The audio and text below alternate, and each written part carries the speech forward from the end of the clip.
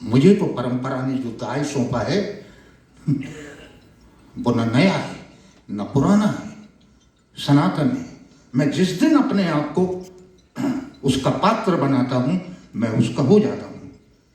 अभी कुछ दिनों पहले एक मित्र से कुछ लोग मेरा साक्षात्कार ले रहे थे और उन्होंने एक बड़ा अटपटा सवाल मुझसे किया कि आज की जो नई पीढ़ी है, ये भारतीय परंपरा और संस्कृति, इसके लिए इसका कोई विशेष अर्थ नहीं बचा है, ये उसके लिए प्रासंगिक रह गई है क्या परंपरा? मैंने कहा कि आपके प्रश्न का बहुत अच्छा उत्तर हो सकता है ये कि जिसको आप युवा और नया कह रहे हैं, आधुनिक कह रहे हैं, वो ही प्रासंगिक ना रह गया वो अपनी परंपरा के लिए। बड़ी उल्टी सी बात है। अब प्रासंगिक है, इसको रोज रोज थोड़ा थोड़ा अपनी परंपरा की दीक्षा में प्रासंगिक बनाना है। अपनी आवाजों को जिस दिन हम ठीक से सुनने लगते हैं, श्रवण, सम्यक श्रवण, परंपरा के ज्ञान का सम्यक श्रवण शुरू करो। ये नेत्र दिए हैं परमात्मा, देखना शुरू करो, जीवन को देखना शुरू करो। हाँ, हमें एक वाक्य मिला हुआ है, सम्यक वाक्य में, सम्यक वाक्य, सम्यक विमर्श में। सब तरह की चीजें या विचार विमर्श नहीं होते। विमर्श एक बहुत केंद्रित चीज है।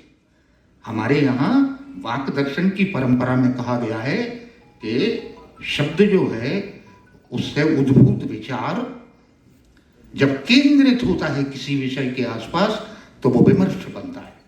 इस विमर्श को गहरा करते चले जाएं, गहरा करते चले जाएं, तो एक दिन आप में प्रतिभा उद्भूत होती है। भारतीय शास्त्रेषु प्रतिभा विमर्श, प्रतिभा उद्भूत होती है, लेकिन वहां रुक ना जाए। उन्होंने कहा कि जो प्रतिभा पे रुक गए उनके साथ सदा एक खतरा है। प्रतिभा एक शक्ति है, वो जिस जगह होती है वहां एक सत्ता बन जाती है।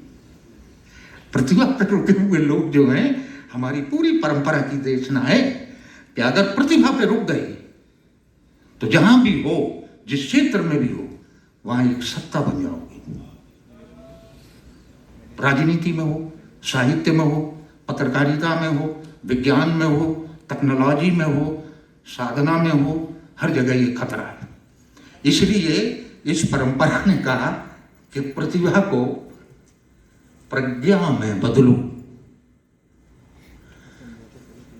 और वो कैसे होता है? सारी प्रतिभा जो है उसको सत्याभिमुख करो, सत्य के लिए लगा दो, जानने के लिए, ग्रहण करने के लिए। प्रतिभा जो है एक दिन प्रज्ञा में बदल जाएगी और प्रज्ञा से जो जीवन देखा जाता है, जो सत्य देखा जाता है, जो परंपरा देखी जाती है, जो ज्ञान देखा जाता है, अनूठा है। नया या पुराना नहीं होता, वो सनातन हो जाता है। हमारा आविष्कार तो नहीं है, हमारा ज्ञान, हमारी परंपरा, हमारी साधना, हमारी रचना हमारा आविष्कार नहीं है, हमारा उत्तराधिकार। भगवान से केवल इतनी प्रार्थना करते रहें, हे परमात्मा, हमने तो कुछ नहीं किया, न कुछ खोजा, न कुछ रचा, न उतनी बड़ी प्रतिभा या प्रज्ञा थी, लेकिन हमें अपने उत्तराधिकार में जो कुछ मिला है उसके थोड़े बहुत पात्र हो सके, एक विनम्र पात्र हो सके, बहुत बड़ी बात होगी है। दूसरा लोक पे आते हैं। अब ये नंद कुमार जी कह रहे थे शुभारंभ की सभा में कि पश्चिम के फोक के बरक्सिस को, ऐसी मूर्खताएं बहुत लोग करते रहते हैं और अकादमिक तो भारत में बहुत ही ज्यादा करते हैं। वे तो अद्भुत लोग हैं, उनके हाथ तो जो कुछ भी पड़ जाए वो अजीबोगरीब भी हो जाता। मुझे अकादमिकता से बहुत डर लगता है। विद्यानिवास जी से एक बार मैं चर्चा कर रहा था तो मैंने कहा, पंडित जी कैसे अपन इसको समझने की कोशिश करें या परिभाषित करें? तो उन्होंने कहा कि मेरे पास सिर्फ एक शब्द है, और वो ये है कि लोक जो है वो एक वाक केंद्रित परंपरा का नाम। हमने कहा बहुत अच्छी बात है, ये बात तो बिल्कुल ठीक है, मैं अपने अनुभव से भी जानता हूँ, मैंने 30-35 साल लोक के क्षेत्र में काम किया है, तो जो समझ में आया उसमें आपकी बात मुझे सही लग रही।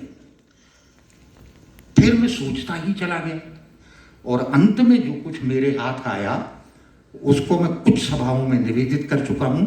आज जरूरी होने के कारण इसको फिर से एक बार आपके सामने कहता हूं कि भारत की चेतना में लोक का जो विस्तार है वो षट मात्रिकाओं में है।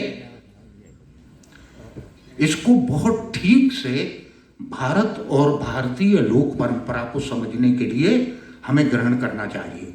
हमारी पहली लोक मातृका है धरती माता। धरती माता सब जन्म लेते हैं, एक जीवन जीते हैं और एक दिन इस पृथ्वी से विदा होते हैं। सभी से विपोषित करती हैं, जीवन देने वाली मां की तरह पालती हैं।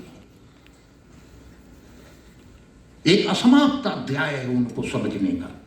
पहली मातृका धरती माता, दूसरी मातृका लोक में प्रकृति माता, चारों तरफ से घेरे हुए जो